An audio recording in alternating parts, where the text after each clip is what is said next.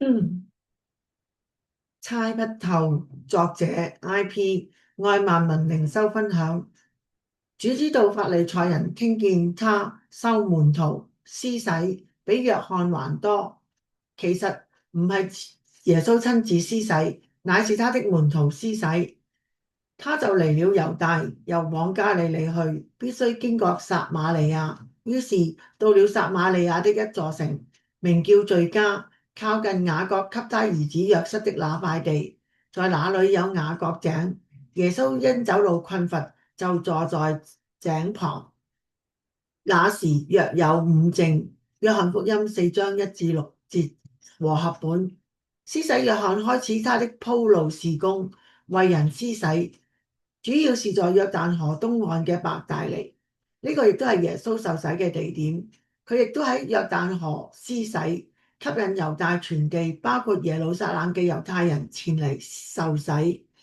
除此之外咧，佢還喺靠近耶路撒冷嘅哀嫩施洗，因為嗰度水多。呢啲地段咧集中咗喺約旦河嘅附近，猶大地嘅境內。我哋知道約翰嘅門徒爭不過嗰個與佢辯論潔淨之理嘅猶太人之後，佢就揾到施洗約翰要問清楚。而喺佢哋聽到約翰施洗嘅時候，他必興旺，我必衰微之後，佢哋就同嗰個猶太人會做點樣嘅選擇呢？經文就話俾我哋聽，呢個施洗約翰之作見證嘅時為之作見證嘅耶穌，佢施洗嘅人係比施洗約翰淨要多嘅傳言就四起啦。首先，耶穌受洗後成功勝過撒旦嘅誘惑，而且喺離施洗約翰為人施洗嘅地方不遠嘅地方開始傳天國嘅福音。法利賽人睇準呢個時機，開始藉住呢個事挑撥離間，於是藉住事實真相，惡人仍可以以惡回應，惡人仍必行惡。法利賽人嘅惡必嚟自撒旦，係想破壞神要拯救人嘅工作。當然，主耶穌知道施洗約翰係要繼續佢嘅使命事工，要繼續為耶穌作神嘅羔羊嘅見證，正要讓更多人知道耶穌係嗰位要俾人施聖靈洗嘅嗰一位。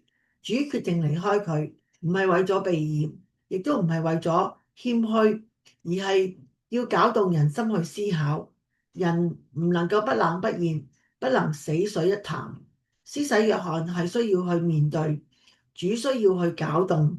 時候到咗，火候到咗，咁樣就要前行到下一站㗎喇。全福音一心為神嘅旨意成就。施洗約翰心甘情願咁將門徒推向耶穌，心滿意足咁樣睇見耶穌興旺。而主耶穌神福音嘅事工嘅開路者，佢主導福音事工嘅方向同埋進度，佢必須前行，離開猶大地，去到撒瑪利亞，一個猶太人嫌污穢、嫌唔願意踏足嘅地方。禱告，天父，你定意要將全善全德嘅道彰顯喺世人面前。你派施洗約翰作鋪路者，你使到主耶穌基督作開拓者。你嘅意念高遠，我哋總係猜不透。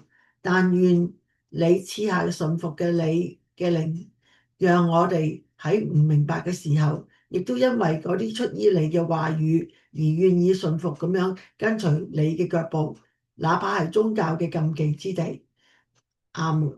各位網上面嘅朋友同埋主內嘅弟兄姊妹，如果你哋有感動嘅話咧，就俾個 like 我啦。如果你哋覺得可以同朋友分享咧，就可以撳 share 啦。如果你哋覺得想知多啲愛萬民靈修分享嘅小道理嘅話，就可以撳右下角嘅鈴鐺，免費訂閱神嘅平安頻道啦。願神大大嘅祝福你，再見。